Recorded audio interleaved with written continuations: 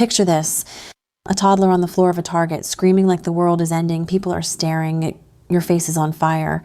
And in that moment, you'd give anything to know the words that would make it stop. Here's what almost no one tells you. Those words exist. They're just not the ones you think they are. Because inside your child's skull, right now, two ancient brain systems are at war, and one of them is barely built yet. This is science-backed parenting, and once you see what's actually happening in there, you cannot unsee it.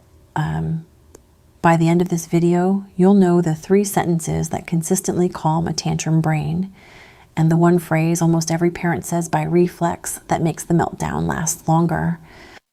Dr. Michael Potegal at the University of Minnesota did what most parents only fantasize about. He scientifically studied tantrums. He wired up hundreds of toddlers with microphones and watched their meltdowns unfold under instruments. And he found something almost no one was talking about. Not all tantrums are the same. There are 3 types, each one asking for something different.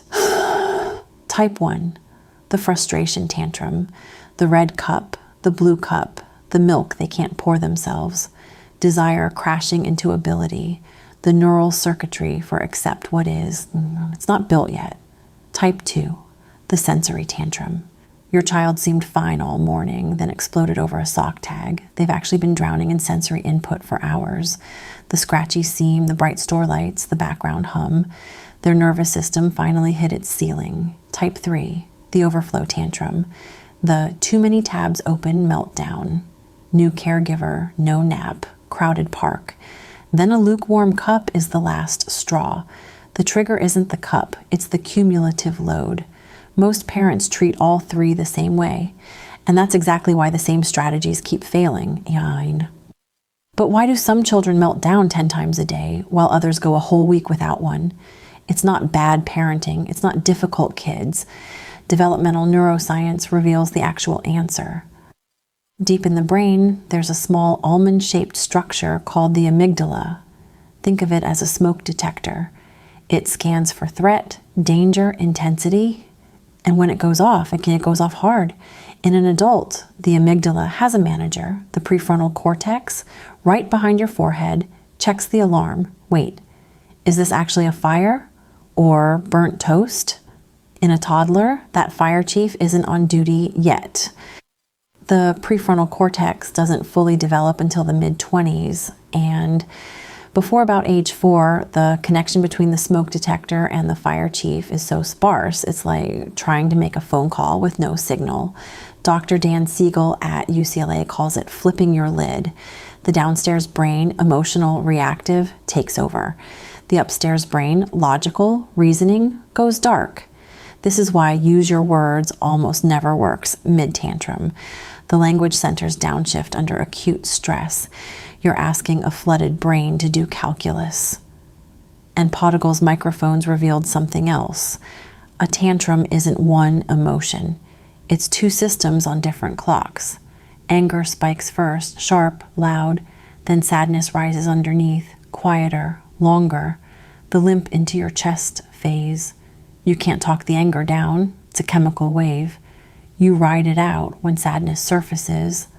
That is the window where your words land. So if reasoning is offline and yelling makes it worse, what is actually getting through?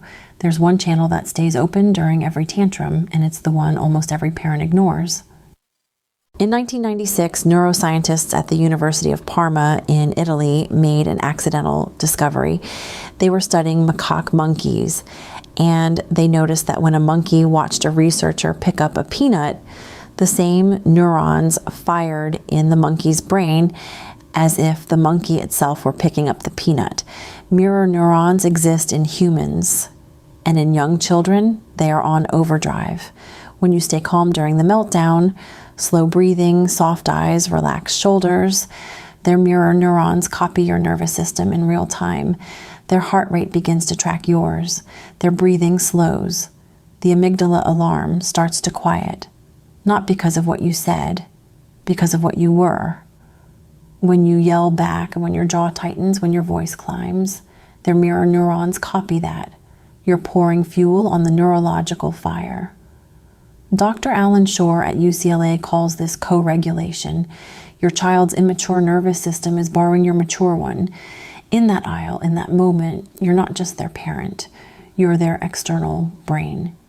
Knowing the science is one thing. In aisle 7 with a howling 3-year-old, none of it matters unless you know what to actually say. So here are the 3 sentences.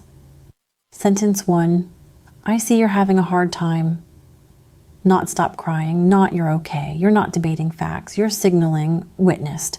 Dr. Matthew Lieberman's fMRI work at UCLA found that simply naming an emotion in plain words reduces amygdala activation by roughly 50%.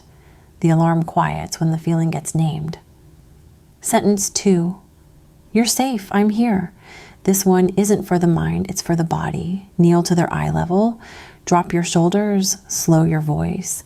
You're sending safety signals through your face, your posture, your tone, straight to their vagus nerve. The body settles before cognition can return. Sentence 3. We can figure this out together.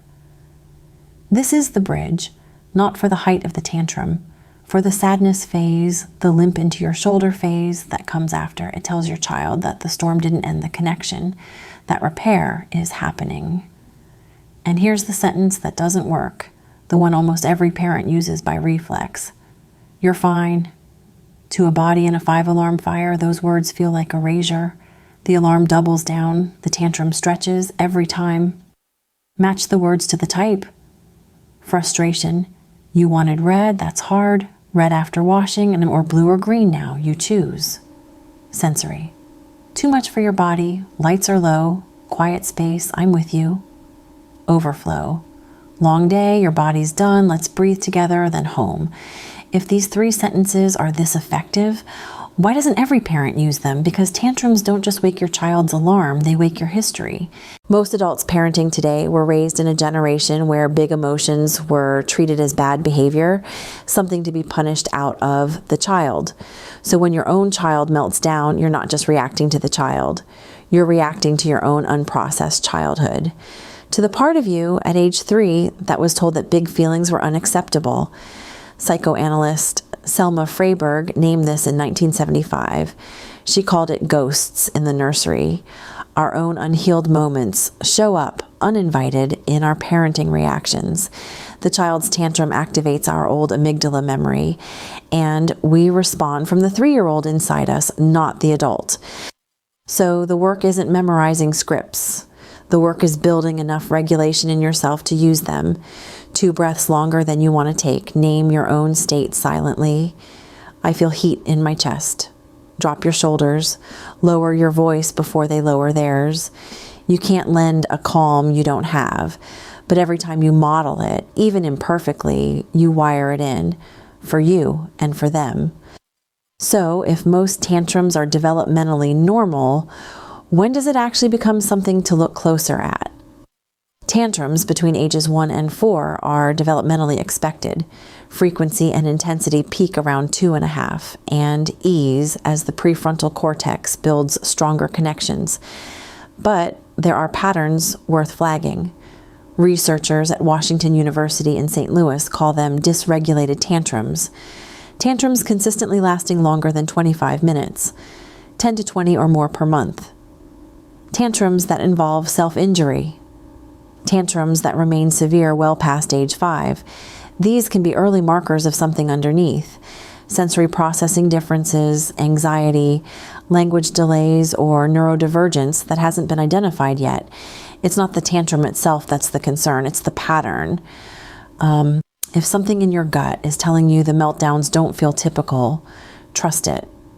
A developmental pediatrician, an occupational therapist for sensory concerns, or a child psychologist can help you untangle what's underneath. Early support changes outcomes, always.